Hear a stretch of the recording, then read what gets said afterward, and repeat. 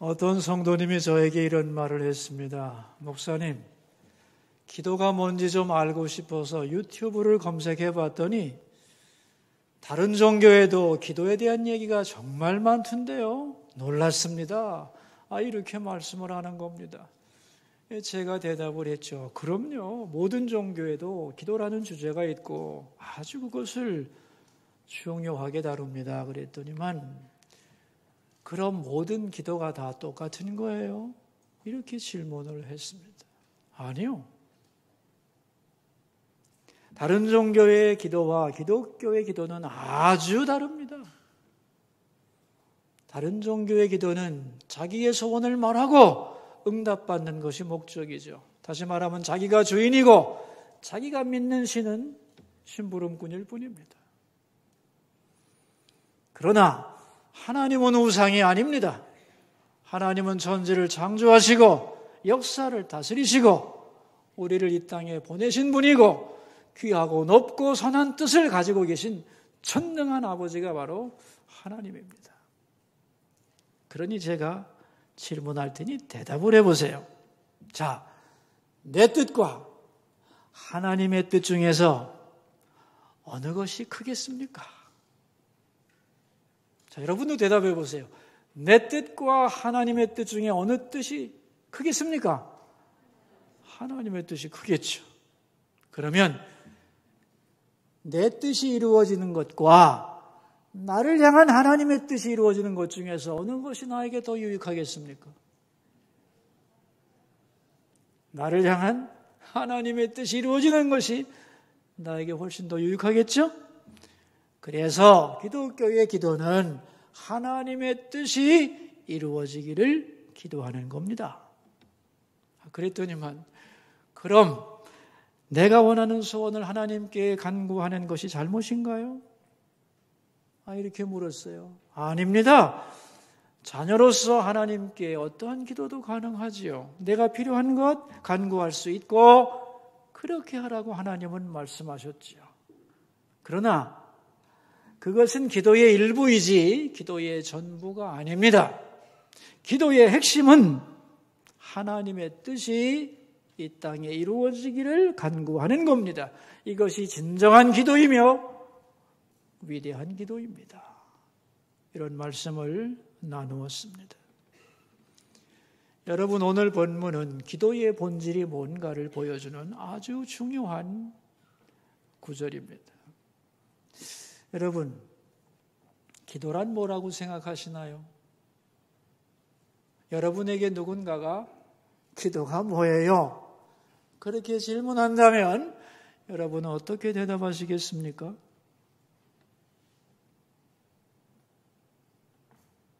내 뜻이 이루어지게 해달라고 하나님께 구하는 것. 맞아요? 대부분의 사람들은 그게 기도의 정의입니다. 내 뜻이 이루어지도록 하나님께 구하는 것이죠.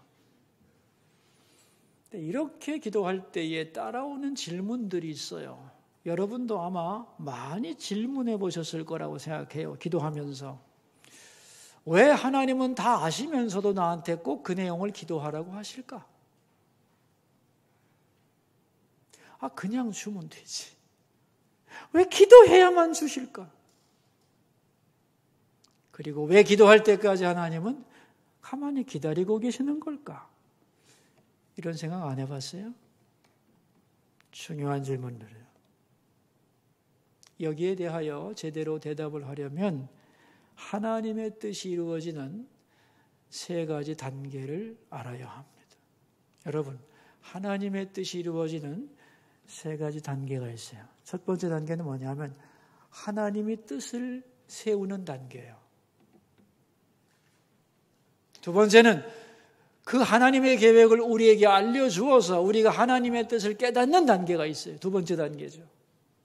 마지막으로는 우리가 깨달은 하나님의 계획을 우리가 동의하고 그 뜻을 이루어 달라고 우리가 간구하는 단계가 있어요. 이게 세 번째 단계예요. 기억하실 수 있겠어요?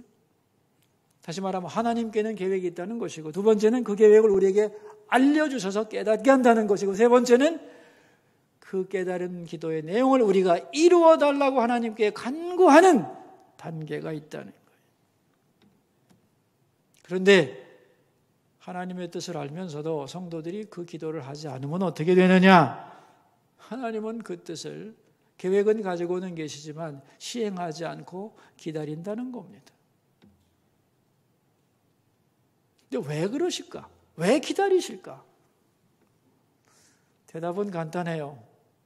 하나님이 그렇게 하시기로 결정하셨기 때문에요. 이것이 기도의 신비입니다. 뭐라고요?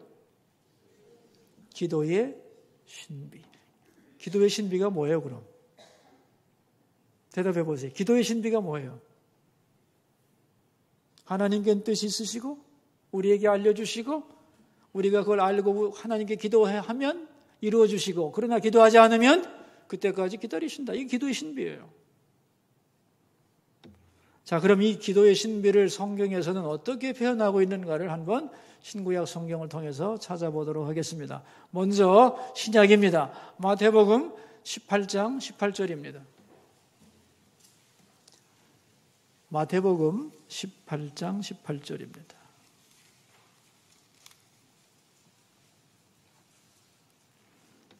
찾으셨나요? 마태복음 18장 18절. 자, 같이 한번 읽습니다. 진실로 너희에게 이르노니 무엇이든지 너희가 땅에서 매면 하늘에서도 매일 것이요 무엇이든지 땅에서 풀면 하늘에서도 풀리리라. 땅에서 매면, 묶으면 어떻게 돼요? 하늘에서도 묶는다는 거, 맨다는 거예요. 그리고 땅에서 풀면 하늘에서도 풀려요. 중요한 것은 매고 푸는 게 하나님의 뜻이라는 거예요. 이 사안에 대해서는 묶기를 원하고 하나님도 이 사안에 대해서는 풀기를 원하셔요. 그런데 거기에 대해서 내가 먼저 풀어야 하나님이 풀어주고 내가 묶어야 하나님도 묶으신다는 거예요. 다시 말하면 하나님은 혼자 행하지 않으시고 하나님의 자녀들이 땅에서 먼저 묶고 그러면 묶어주고 풀면 그 다음에 풀어준다는 거예요. 그렇게 기다린다는 겁니다. 자, 구약 성경을 한 군데 더 찾아봅시다. 에스겔서 36장 37절입니다. 에스겔 36장 37절입니다. 어디라고 했죠? 에스겔 36장 37절, 구약성경 1209면입니다.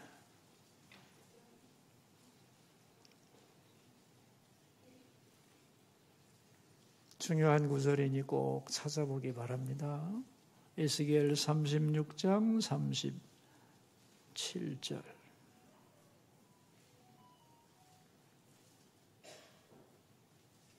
찾으셨나요?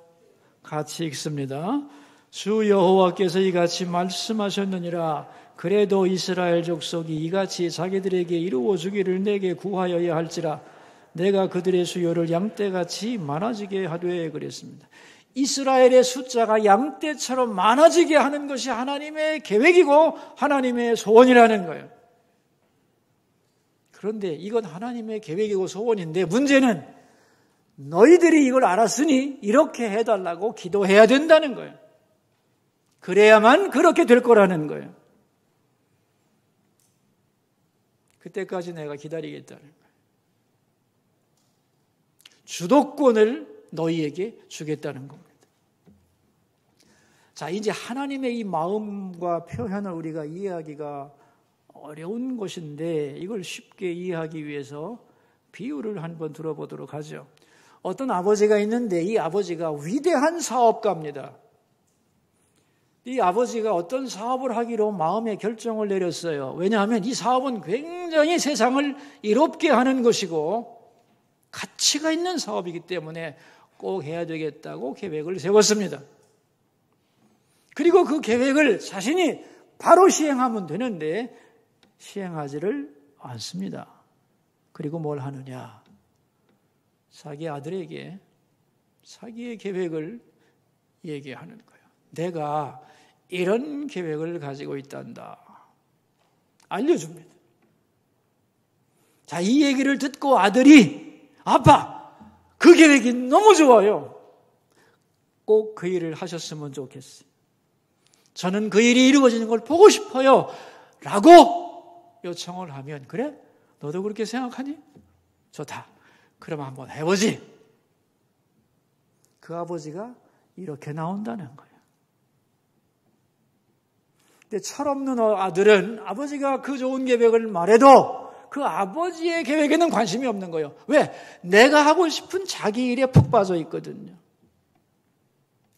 그러면 그 아버지는 좋은 계획을 가지고 있지만 그 계획을 그냥 시행하지 않고 계획으로 남겨둡니다. 언제까지? 언제까지? 아들이 아버지의 계획이 정말 좋다는 걸 깨닫고 그 일이 이루어지기를 원할 때까지 아버지는 기다리는 거예요. 자, 제가 질문하겠습니다. 이 아버지는 왜 이런 일을 하실까요? 왜 이렇게 기다리실까요?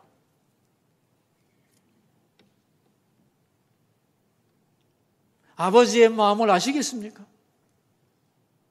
아들이 아버지를 이해하고 아버지의 뜻과 하나 되기를 바라는 거죠. 그리고 아버지의 뜻에 동참하기를 기다리는 거예요. 그래서 그 일이 이루어졌을 때에 그 기쁨과 공로를 아들에게 주고 싶은 거죠. 얘야, 수고 참 많았다. 애썼다. 아니에요, 아버지. 제가 한 일이 뭐가 있어요? 아버지께서 다 하셨는데요. 아니지. 네가 원했기 때문에 내가 한 것 아니냐? 그러므로 너는 이 일을 이루는데 결정적으로 중요한 일을 했지. 네가 그렇게 마음을 먹고 원했기 때문에 이 일은 이루어진 것이니 애썼다. 우리 아들이 장한 일을 했구나. 그렇게 아버지는 칭찬해 주고 싶은 거죠. 이걸 신학 용어로 바꾸면 동역자의 지위와 동역자의 영광을 주고 싶은 거예요. 뭐라고요? 동역자의 지위와 동역자의 영광을 아들에게 나누어 주고 싶은 거예요. 그러므로 내 소원을 이루어 주세요 라고 기도하는 것도 좋지만 하나님의 뜻이 이루어지기를 원합니다. 이 기도는 훨씬 더 성숙한 기도이고 강력한 기도이고 훨씬 더 영적인 기도라는 것을 알아야 하는 겁니다. 그런데 여러분, 이렇게 하나님의 뜻이 이루어지기를 기도하는 것이 쉬운 일일까요? 어려운 일일까요? 네? 어려운 일이에요. 왜냐하면 우리의 본성을 거스리는 일이거든요. 그래서 데이비드 배너라고 하는 신학자는 이런 말을 했어요. 기도를 두 가지로 나누었어요. 자연적인 기도와 초자연적인 기도. 자연적인 기도가 뭐냐? 우리가 늘 자연적으로 저절로 나오는 기도 제목이 자연적인 기도예요. 내용은 나의 뜻을 이루어 주소서. 그게 자연적인 기도예요. 초자연적인 기도는 뭘까요? 나의 본성을 넘어서는 기도. 하나님의 뜻이 이루어지기를 원합니다. 이게 초자연적인 기도예요. 이 초자연적인 기도는 하나님의 소원을 내 입으로 말하는 거예요. 그리고 내 소원이 아니라 하나님의 소원이 이루어지기를 기도하는 내용이에요. 이 두 가지의 기도는 엄청난 차이를 가져옵니다. 기도의 역사를 보면은 위대한 기도의 용사들은 어떤 문제가 생겼을 때, 예를 들면 돈이 없다거나 중한 병에 걸렸거나 이랬을 때 어떻게 기도했는가? 자연적인 기도는 빨리 돈을 달라고 하는 거죠. 안 주시면 망합니다. 빨리 고쳐주십시오. 안 고쳐주시면 죽습니다. 이게 자연적인 기도죠. 내 뜻이 이루어지기를 바라는 거죠. 근데 기도의 위인들은 어떻게 기도했느냐? 이렇게 기도 안 했어요. 이 사건을 주신 하나님께서 이 사건을 통하여 내게 원하시는 뜻이 이루어지기를 원합니다. 이렇게 기도했어요. 가난을 통하여 혹은 질병을 통하여 하나님이 내게 이루고자 하시는 뜻이 뭔가? 그것을 이루어달라고 했더니 왜? 그것이 훨씬 더 중요한 것이기 때문에. 나머지는 저절로 해결될 거 아니에요. 그래서 감리교회 창시자 요한 웨슬레는 이렇게 말했습니다. 정말 위대한 기도는 하나님의 뜻이 이루어지기를 기도하는 것이다. 왜냐하면 하나님은 우리의 기도를 통하여 모든 일을 행하시고 우리의 기도가 없으면 아무 일도 하지 않으시기 때문이다. 이렇게 말했습니다. 그래서 여러분, 하나님의 뜻이 이루어지기를 위해 기도하는 것은 마치 뭐와 같으냐 하면은 기차와 레일과의 관계와 같은 거예요. 여기 좋은 기차가 있고요. 그 기차 안에 각종 좋은 것이 가득 들어 있어도 레일이 없으면 기차는 움직이지 않습니다. 자, 이 기차가 저기까지 가야 되겠는데 기차가 그곳까지 가려면 전제 조건이 뭐예요? 기차가 목표한 곳까지 가려면 먼저 뭐가 있어야 돼요? 레일이 깔려야죠. 철도가 깔려 있어야만 가능한 거 아니겠어요? 저는 말이죠, 어릴 때 철도 공사하는 걸 본 적이 있어요. 뭐 털을 닦고 뭐 돌을 쌓고 이런 건 중장비가 들어오니까 어린애가 뭐 그런 거 관심도 없지만 마지막에 그 위에다가 이제 침목을 깔죠, 그죠? 그 레일 바로 밑에 있는 게 침목 아닙니까? 기름 먹인 굵은 통나무를 사람들이 말이죠, 하나 미는데 두 사람이 막 헉헉거리고 진땀을 흘리면서 미고 가서 하나 놓고 또 다지고 그 옆에 또 갔다가 다지고 하는 걸 보았어요. 아, 정말 저긴 어마어마한 힘이 들어가는구나 하는 걸 깨달았어요. 그렇게 애를 쓰고 진을 빼고 다 레일을 깐 후에 그 다음에는 엄청난 변화가 오는 거죠. 기차가 들어오는 겁니다. 삶이 변하는 거예요. 놀라운 변화죠. 성도의 기도란 하나님의 은혜와 축복과 계획이 시행되게 하는 중요한 레일과 같다는 것을 기억할 수 있기를 바라요. 이 하나님의 뜻이 이루어지기를 구하는 기도가 왜 중요한가 하면은 이렇게 하나님의 뜻이 이루어지기를 원하는 기도를 하게 될 때 우리의 생각과 관점이 완전히 바뀌기 때문에. 예를 들면 말이죠, 여러분이 자녀를 위해서 기도한다고 생각해 봅시다. 어떤 기도를 하시겠어요?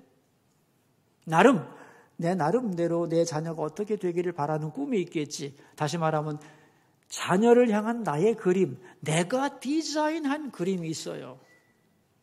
그리고 그렇게 해달라고 요구하죠. 우리 딸이 좋은 대학에 입학하게 해주시고 좋은 사람 만나게 해주시고 좋은 직장 들어가게 해주시고 지금 살고 있는 집이 좁은데 아파트 꼭 당첨되게 해주시고. 여기서 중요한 것은 나의 뜻이지 하나님의 뜻이 아니에요.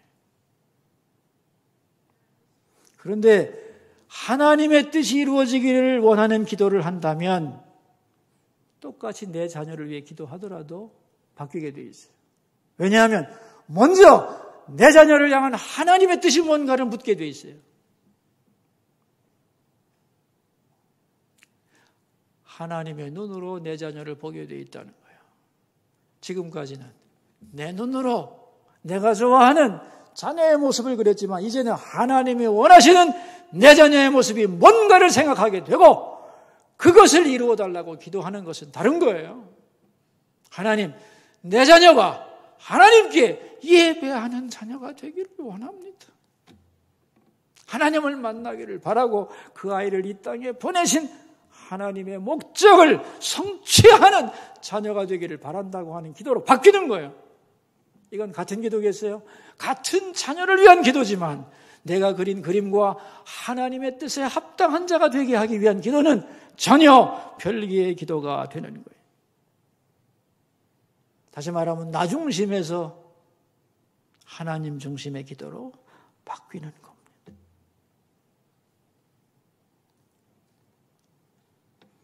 그런데 말이죠. 많은 사람들이 이 하나님의 뜻이 이루어지는 데는 관심이 없어요. 오직 내가 원하는 내 소원을 이루려고 몸부림을 치고 그것만 원하며 살아갑니다. 그래서 우리의 기도는 바뀌지 않는 거예요. 기도를 하지만 성숙해지지 않는 거예요. 기도는 하지만 세상은 안 변하는 거예요. 기도는 많이 하지만 하나님의 뜻과는 거리가 먼 낭비하는 인생을 살아가는 것입니다. 그런 얘기입니다. 졸리세요, 여러분? 왜냐하면 오늘 본문의 설교를 마귀가 얼마나 싫어하겠어요? 수많은 성도들의 기도의 방향을 바꿔놓는 건데 무지하게 싫어할 겁니다. 그래서 산만해질 거예요. 정신 똑바로 차리고 자기를 꼬집으세요. 그리고 하나님이 원하시는 기도가 뭔지를 배우고 그런 기도를 하는 사람으로 변하겠다고 하는 그런 결심을 갖기를 소망합니다. 어떻게 하면 나의 뜻이 이루어지기를 원하는 기도에서 나를 향한 하나님의 뜻이 이루어지는 기도를 할 수 있는가? 이 딜레마를 극복하는 방법이 뭐냐? 아주 간단해요. 나의 영적인 현실을 하나님 앞에 그대로 노출시키는 거예요. 하나님이 뜻이 이루어지기를 원하는 기도를 해야 되는데 나는 욕심에 붙들려서 내가 원하는 기도밖에는 할 수가 없습니다. 하나님, 나를 불쌍히 여기시고 하나님이 원하시는 그런 기도를 하는 사람으로 나를 바꾸어 달라고 기도해야 돼요. 아멘입니까? 그럴 때 우리 마음속에 하나님의 뜻이 이루어지는 기도를 해야 되겠다고 하는 갈망이 솟아나게 되는 거예요. 그리고 점점 더 하나님의 뜻을 위해 기도하는 사람으로 변해가는 겁니다. 이게 처음에는 굉장히 낯섭니다, 여러분. 내 소원을 위해서만 기도했지 나를 향한 하나님의 소원을 기도할 때는 너무너무 낯선 거예요. 그러나 하다 보면 점점 감동이 돼요. 그리고 뜨거워지게 돼 있어요. 그리고 여러분의 눈에 눈물이 맺히게 되어 있어요. 하나님의 마음을 알아가기 때문에. 여러분, 하나님의 뜻이 이 땅에서 이루어지면 얼마나 세상은 멋지게 변할까요? 그죠? 얼마나 하나님의 살아계신 증거가 이 땅에 드러나겠습니까? 얼마나 많은 어둠이 물러가고 간교한 계획들이 무너지겠습니까? 많은 사람들이 기도하지만은 하나님의 일에는 관심이 없기 때문에 자기의 이기적인 욕심에만 기도가 다 몰입되기 때문에 기도는 있어도 세상에는 불의가 가득하고 죄악이 판을 치고 은혜는 흘러가지 않고 탄식이 계속되고 있는 겁니다. 그래서 우리가 기도 중에 싸워야 할 게 있는데 그것은 내 뜻을 반드시 이루어지게 해달라고 싸우는 게 아니고 하나님의 뜻이 이루어지게 해달라고 기도하지 못하게 만드는 방해물을 물리치는 싸움을 해야 되는 거예요. 하나님의 뜻이 아니라 내 뜻을 관철하려는 욕심과 유혹과 싸워야 되는 거죠. 그럴 때 우리는 하나님과 친밀해지고 우리의 기도는 담대해지고 기도의 풍성한 열매가 맺히게 되는 거예요. 그러니까 여러분, 지금처럼 기도하세요. 나의 뜻을 이루어달라고. 그게 기도의 시작이니까. 그러나 그것은 기도의 일부이지 전체가 아니라는 것을 기억하기를 바라고 진정한 기도, 위대한 기도, 강력한 기도, 세상을 변화시키는 기도는 하나님의 뜻이 이루어지기를 원하는 기도라는 것을 잊지 않기를 바랍니다. 그래서 하나님의 뜻이 이루어지기를 원하는 기도는 언제나 축복의 통로가 되는 거예요. 그래서 올바른 기도자는 이 세상을 향한 최고의 축복입니다. 왜? 하늘의 은혜가 이 땅에 쏟아지게 만드는 통로가 되기 때문에. 여러분, 올 한 해 우리 수서교회는 기도하는 한 해로 정했죠?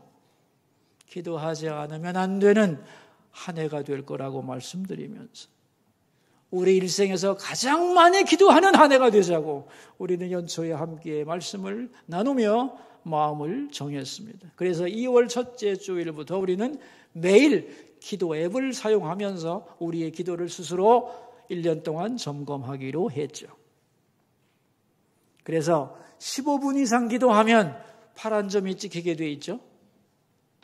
15분은 세계 평균이라고 그랬어요. 15분 이상, 즉 파란 점이 찍힌다는 것은 내가 평균적인 그리스도인의 기도 생활을 한다는 뜻이에요. 근데 여기서 한 번 더 나가야 된다고 그랬죠. 30분 이상 기도하면 빨간 점이 찍혀요. 그죠? 이건 기도의 진보가 있다는 뜻이에요. 자, 여러분의 기도 카렌더를 보시면 어떤가요? 빨간 점이 빵빵빵빵 찍혀 있나요? 파란 점도 섞여 있겠지 뭐, 그죠? 살다 보면 그럴 수 있고. 아니면 백지인가요? 지금 6개월 됐습니다. 기도 시작한 지. 근데 지금 우리의 기도의 현실은 어떠냐 하면은 매일 기도에 참여하는 분은 300명 정도. 250에서 300명 정도는 매일 기도합니다. 그리고 한 달 개근하는 사람은 200명 정도입니다. 이제 7월이면은 6개월이 끝나요.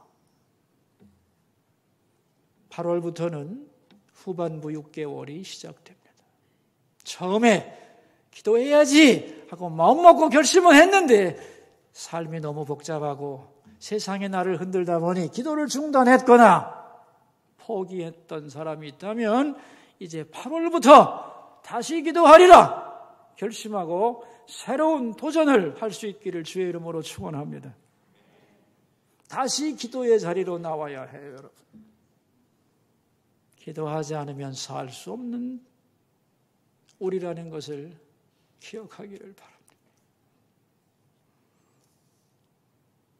감사하게도 지금까지 계속 기도하는 분들이라면 이제 내 기도의 내용을 다시 점검해야 합니다. 나는 정말 올바로 기도하고 있는가? 여러분, 오늘 주보를 보시면서 설교 제목을 한번 읽어봅시다. 하나님이 원하시는 기도가 뭐예요? 두 가지 의미를 가지고 있어요. 첫째, 하나님은 기도를 원하신다는 것. 그죠?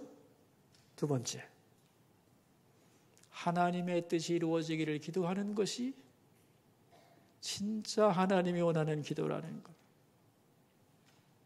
그래서 기도해야 하고 기도도 성숙해져야 한다는 거예요. 나를 향한, 내 가정을 향한, 우리 교회를 향한, 이 나라를 향한 하나님의 뜻이 이루어지기를 원합니다. 이런 기도를 날마다 주님 앞에 올려드리는 진정한 기도의 사람이 되기를 주의 이름으로 축원합니다. 기도합시다. 여러분, 우리 기도하면서 주님 앞으로 나가겠습니다. 첫 번째 기도 제목입니다. 내 뜻을 이루어지게 해달라고 하는 기도에서 하나님의 뜻이 이루어지게 해달라는 기도로 우리의 기도가 바뀌게 하여 주소서. 올해 처음 기도를 시작했지만 중지했거나 포기한 성도들이 있다면 다시 8월부터 시작할 수 있는 은혜를 부어주소서 기도하겠습니다. 여러분, 자기 목소리가 자기 귀에 들리도록 소리내서 기도합니다. 두 번째 기도 제목입니다. 오늘 저녁은 가정 예배를 드리는 날입니다. 우리 가정마다 예배가 세워지게 해 주시고 금요일부터 시작되는 아동부 성경학교를 붙잡아 주옵소서 기도하겠습니다. 살아계신 하나님, 우리는 내가 원하는 기도를 하면서 기도의 시작을 합니다. 그러나 간절히 기도하다 보면 하나님의 마음을 알게 되고 그렇게 되면서 우리는 하나님의 뜻이 이루어지기를 바라는 기도로 발전하게 됨을 믿습니다. 기도하는 사람이 되게 해주시고 내 뜻이 이루어지기를 바라는 기도에서 이제 하나님의 뜻이 이루어지기를 기도하는 진정한 기도의 사람이 되게 하여 주옵소서. 수서교회가 기도 사역을 시작한 지 6개월이 됐습니다. 기도하다가 중단했거나 시작하지 못한 성도들이 있다면 다시 기도를 시작할 수 있는 은혜를 부어 주옵소서. 존귀하신 예수님의 이름으로 기도하옵나이다. 아멘.